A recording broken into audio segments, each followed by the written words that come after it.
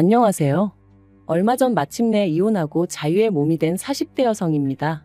이혼을 하게 된 건, 시작은 신우 때문이었지만, 어떻게 보면 시댁 식구들 전부 다 문제였어요. 그나마 남편만 이리저리 휩쓸리지 않고 든든하게 제 곁을 지켜주었다면 제가 먼저 남편 손을 놓는 일은 없었을 테지만, 남편마저 그 모양인 걸 알았을 땐 더는 안 되겠다 싶었고요. 이제 다 끝난 인연인데 이런 걸 구구절절 말해 뭐하나 싶지만 남편하고는 사내 커플로 만났어요. 남편이 나이는 저보다 7살이나 많았지만 직급은 같았거든요. 그렇다 보니 팀이 다르긴 했어도 일적으로 자주 마주치게 되었죠. 그런데 저에게는 어디까지나 그게 전부였지 사실 남편이 이성으로 보인 적은 없었습니다. 이제 와서 말이지만 솔직히 외모로 보나 뭐로 보나 제 스타일이 아니었거든요. 하지만 그런 제 감정과는 상관없이 회사 규모가 작다 보니 직원 수도 얼마 되지 않았고 그런 상황에서 남편이 저에게 호감을 갖고 있다는 소문이 금세 퍼지면서 아무튼 지금 그때를 생각하면 또다시 스트레스가 스멀스멀 올라옵니다. 몇몇 여직원들은 제가 꼬리를 치고 다닌다는 말도 안 되는 헛소리까지 해댔었거든요. 그래서 저는 저 나름대로 더더욱 남편에게 거리를 두었는데 그러자 남편은 더더욱 적극적으로 저에게 다가오대요. 그리고 결국 그런 남편에게 저도 마음의 문을 열게 되면서 본격적으로 연애를 시작했어요. 그런데 막상 연애를 시작하고 나니까 전에는 눈에 들어오지 않았던 남편의 좋은 점들이 보이더라고요.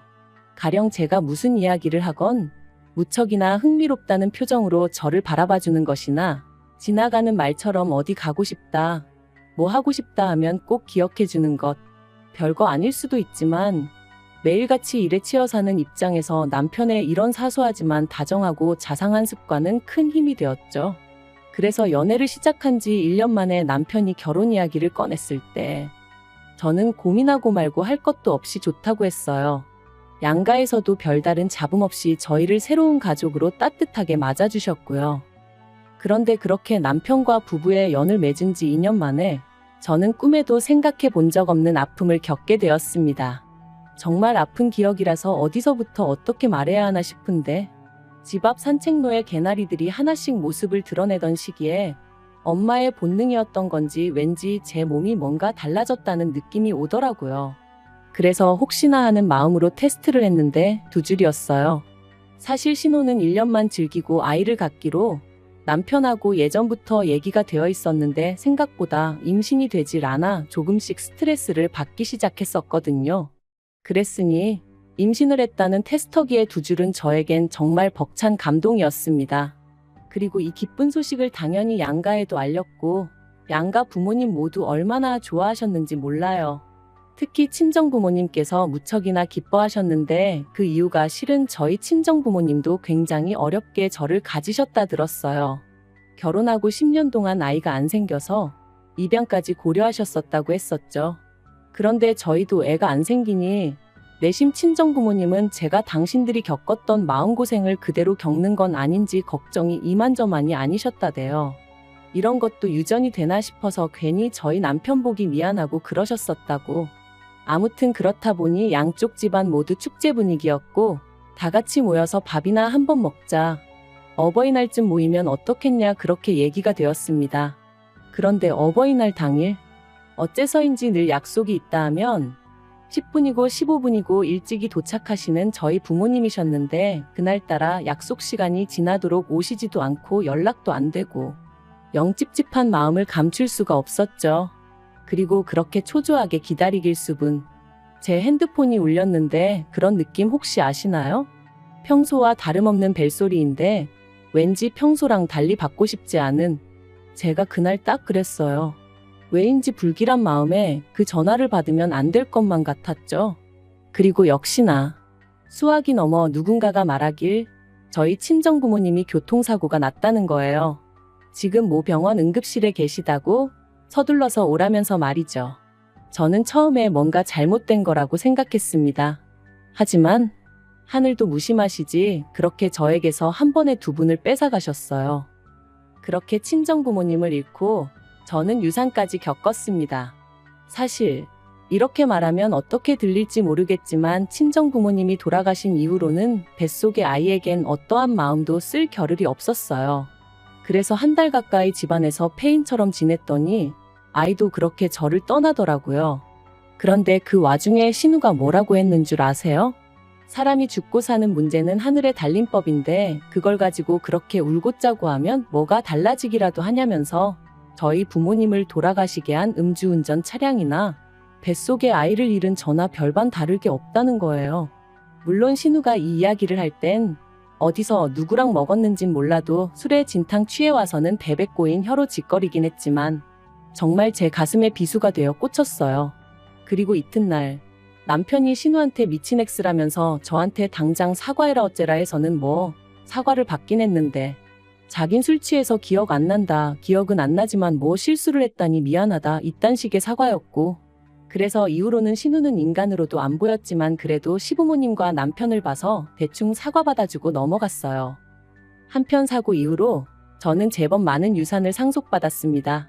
서울에 있는 아파트 2채와 작은 건물 하나 그리고 부모님 2분이 언젠가의 귀농을 위해 마련해 두셨던 땅까지.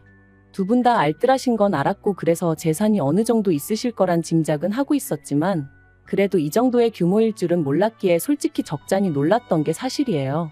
아무튼 저는 고민 끝에 아파트 2채는 두고 건물을 정리했습니다. 그리고 건물을 팔아서 나온 돈으로 부모님이 귀농하려고 사두신 땅에 집을 지었죠.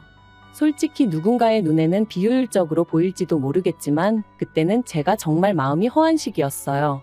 그래서 남들 눈에 잘 띄지 않는 조용한 곳에 혼자서 마음을 달랠 만한 공간이 있으면 좋겠다 싶더라고요. 그리고 그렇게 마음 쉴 공간까지 마련하고 나니 어느덧 1년이 넘는 시간이 흘러 있었고 그러자 저도 조금씩 마음을 다잡을 수 있게 되었습니다. 여전히 부모님의 사고는 큰 상처고 아픔이지만 그래도 뭐랄까 하루 이틀도 아니고 1년이 넘는 긴 시간 동안 툭하면 정신 나간 여자 마냥 눈물 쏟고 멍해져 있고 하는 저를 짜증 한 번 안 내고 받아주던 남편이 눈에 들어왔거든요. 그리고 그제서야 나만큼이나 남편도 힘들겠구나 싶은 게 이제 나도 정신 차려야겠다 뭐 그런 마음을 갖게 된 거죠. 그래서 저는 무엇이 나를 견디게 해줄까 생각하다가 오랫동안 생각만 하던 일을 실천에 옮겨보자 그런 생각이 들면서 저만의 작은 사업을 시작했습니다. 참고로 제가 여기다 무슨 사업인지 자세히 적을 순 없지만 저처럼 그리움이 가득한 사람들을 위로하는 그런 일이었는데 생각보다 정말 빨리 자리를 잡았고 매출도 쑥쑥 늘어나대요. 그래서 결국 남편도 직장을 관두고 제 사업을 같이 하게 되었죠. 그리고 그렇게 또 해가 지났을 무렵 저런 걸 누가 데려갈까 싶던 신우도 결혼을 했습니다. 시집가면서도 조용히 얌전히 간 건 아니고 시부모님과 저희 부부 속을 있는 대로 긁고 갔어요. 사실 시댁은 가난한 것도 아니지만 그렇다고 다 큰 자식들을 계속해서 뒷바라지 해줄 만큼 여력은 없거든요. 그런데 신우는 계속해서 자기도 저희 부부처럼 서울에 있는 30평대 아파트에서 시작하고 싶다는 둥 헛소리를 해대더니 급기야는 저더러 아파트 2개 받지 않았냐. 하나는 누가 사냐 자기가 살게 해달라. 공짜로 살겠다는 소리 안 한다. 1억을 내고 살겠다. 뭐별 거지 같은 소리를 어찌나 해대던지. 그리고 그럴 때마다 저에게 미안하다 사과하는 건 다름 아닌 시부모님이셨습니다만 아무리 그래도 결국 팔은 안으로 굽는 거고 피는 물보다 진하다잖아요. 어머님은 아니라고 하셨지만 이따금씩 당신도 모르게 저에게 좀 서운한 기색을 내비추셨는데 그게 또 나름대로 상처가 되더라고요. 그래도 그걸 가지고 티를 낸 적은 없어요. 그것 때문에 이혼까지 결심한 건 더더욱 아니고요. 결국 신우 시집 갈 때 저희 부부가 1,000만 원 보태주는 걸로 이야기가 마무리되었고 그렇게 또 비록 겉으로만이긴 했어도 적당히 잘 지내고 있다고 생각했는데 결혼한 지 6개월도 안 돼서 시매부가 실직을 했다며 신우가 시매부를 저희 부부가 하는 사업에 좀 끼워달라고 연락을 해왔습니다. 마침 제가 직원을 한두 명 더 뽑아야겠다 생각을 하고 있긴 했는데 신우가 어떻게 알고 연락을 했나 싶을 정도로 기가 막힌 타이밍이었지요. 그리고 이번에는 전보다는 조금 더 노골적으로 시부모님이 그러지 말고 기회를 한 번 주면 안 되냐는 식으로 얘기를 하셨어요. 그리고 시부모님이 그렇게까지 나오시니 제가 무조건 싫다고 하기도 그렇더라고요. 그래서 알겠다 하고 자의반타의반으로 시매부를 고용했습니다. 그리고 시매부가 합류한 지 어느덧 1년이 되어가던 올해 초 2월이었어요. 아버님 생신이라서 온 가족이 모인 자리였는데 신우가 또 권하는 사람도 없는데 혼자서 그렇게 술을 마셔대더라고요. 제가 남편한테 좀 말려보라고 했지만 심해부도 가만히 있는데 자기가 뭐하러 나서냐며 지도 뭐 힘든 일이 있어 저러는 거 아니겠냐? 신경 쓰지 마라 그러대요.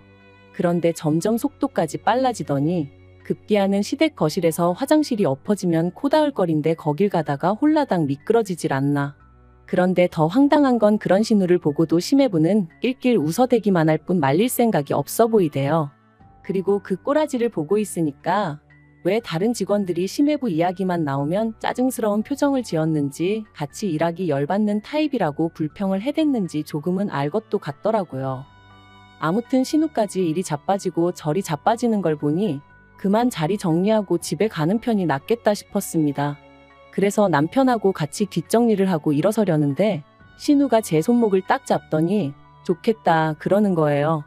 그래서 또 무슨 헛소리를 하려고 일어나 싶어서 뭐가 좋냐고 많이 취한 것 같으니 일단은 들어가서 자라고 했죠. 그런데 신우는 쉽사리 저를 놔주지 않았습니다. 그리고는 한다는 말이 1년 동안 내 남편 개같이 부려먹었으면 이제 가게 하나 차려줘요 그러는 거예요. 이게 무슨 소린가 싶어서 남편을 쳐다봤습니다. 그랬더니 남편도 황당한 표정으로 절 쳐다보더라고요. 그런데 그때 신우가 또다시 오빠가 그랬잖아. 내 남편 언젠가 독립시켜줄 거라고 그러는데 제가 남편을 쳐다보니까 그게 그런 뜻이 아니었다면서 하도 신우가 찡찡거리길래 저도 다 생각이 있을 거다. 일만 잘하면 제 성격에 모른 척하지 않을 거다 뭐 그랬다는 거예요. 어이가 없어서. 결국 혼자 아무 소리나 떠들어대는 신우를 뒤로하고 저는 불쾌한 마음을 감추지 못한 채 시댁을 떠났습니다. 그리고 남편과 집으로 오는 내내 한마디도 나누지 않았어요. 남편이 제 눈치를 살살 본다는 건 느껴졌지만 아는 척도 해주고 싶지 않았죠. 그리고 이튿날 예전과 마찬가지로 신우에게 전화가 왔습니다. 하지만 전과 달리 신우는 자기가 뭐라고 했는지 정확히 기억하고 있더라고요. 한 달에 300도 안 주고 사람을 부려먹었으면 이제라도 뭐 어떻게든 보상을 해줘야 하는 거 아니냐면서. 그래서 저도 신우한테 심해부가 하루에 5시간 일하는데 얼마를 받아갈 줄 알았냐 했습니다. 그리고 내가 주는 월급이 적어서 불만족스러우면 관두라고 했어요. 안 잡을 테니 편히 떠나라고요. 그랬더니 신우가 한다는 말이 재수 없다면서 부모 하나 잘 둬서 먹고 사는데 걱정 없고 좋겠답니다. 그리고는 하긴 사람 목숨하고 바꾼 돈이니 찝찝하긴 하네 그러대요. 정말이지 눈앞에만 있었으면 당장에라도 어떻게 해버리고 싶은 심정이었죠. 저는 결국 분을 삭히지 못하고 그 길로 그대로 시댁으로 향했습니다. 영문을 모르겠단 표정에 남편까지 데리고 말이죠. 그리곤 모두를 앉힌 후에 신우가 짓거린 말을 한번 들어보라고 통화 내용을 틀어줬어요. 어머님 아버님한테 이게 제가 들을 소리냐 울며 물었습니다.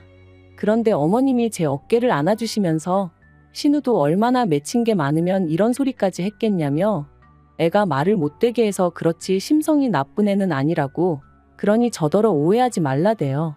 순간 제 어깨를 감싼 어머님의 손길이 어찌나 가증스럽던지 그래서 제가 어머님 손을 뿌리쳤어요.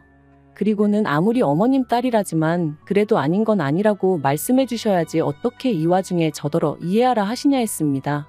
그리고는 남편한테도 당신은 어떻게 생각하냐니까 기껏 한다는 말이 왜 이를 자꾸 키우냐는 거예요. 그냥 생각 없는 애가 한마디 짓거린 걸 가지고 흘려듣고 넘기면 되지 않냐면서. 그리고 어차피 사업을 더 확장하려면 아닌 게 아니라 매장도 새로 내야 되는데 그런 거 하나 그냥 신우 남편 준다고 하면 되는 거 아니냐는데 그간 내가 믿고 산 남자가 결국엔 이것밖에 안 되는 남자였나 싶은 게 정말 뭐라 달리 할 말이 없더라고요. 그래서 시부모님 그리고 남편에게 아무래도 여기서 잘못하고 있는 사람은 나인 것 같으니 내가 빠져주겠다 했습니다. 그리고는 바로 남편에게 이혼하자 한 거죠. 남편은 이혼은 못한다고 왜 갑자기 얘기가 그렇게 되냐면서 버텼습니다. 시부모님도 그날 이후로 제가 당신 말 뜻을 오해한 것 같다면서 그래도 홧김에 이혼 소리하고 그러면 못 쓴다고 그러셨는데 오히려 그런 말을 들을수록 제 결심은 확고해져 갔습니다. 막말로 사업체에 남편 돈 1원 한 푼 안 들어가 있었고 집이며 뭐며 전부 다 제 것이었으니 이혼해도 저는 두려울 게 없었으니까요. 그리고 일이 정말 커지고 나니까 그제서야 신우가 한다는 말이 자기가 제가 셈이 나서 말을 좀 얄밉게 한 거 안다며 미안하다대요. 너무 어이가 없었어요. 부모 잃고 여전히 슬픔 속에 사는 내가 뭐가 부럽다는 건지. 그래서 신우한테 그래. 너도 내가 겪은 거 꼭 겪었으면 좋겠다. 내가 그렇게 부럽다니 너도 꼭 내가 겪은 거 겪으라고 기도해 줄게 그랬네요. 그리고 저 진심으로 신우를 위해서 기도해주고 있습니다. 제가 겪은 아픔과 고통 고스란히 꼭 느껴보라고요.